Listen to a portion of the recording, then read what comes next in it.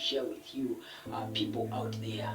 And the theme is you are a special creation of God. You are a special creation of God. Yes, I'm talking about you. You are a special creation of God. That is the thing that I'm going to talk about today. Without wasting much time, let's read the word of God from the book of Genesis chapter 2 verse 7. Genesis chapter 2 verse 7. That is our Bible reading for today. And the Bible reads, "The Lord God formed the man from the dust of the ground and breathed into the nostril the breath of life, and the man became a living being." This is the word of God that has been taken from Genesis chapter 2 verse 7, where God created man.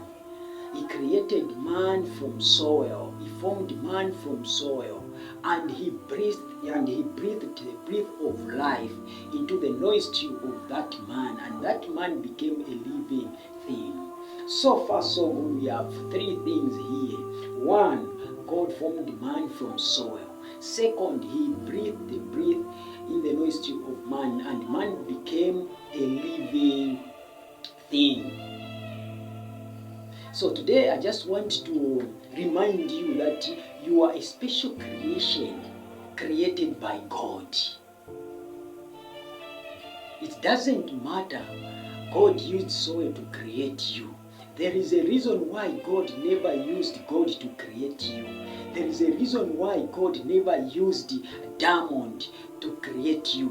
There is a reason why God never used copper or gold or silver or gold to create you. But he used soil. Why?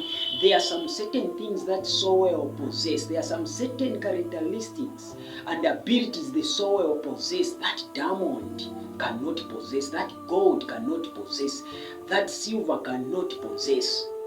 What's that?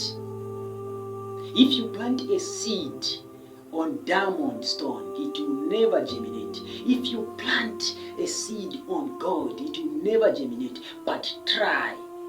Plant any seed. Plant the right seed into the soil.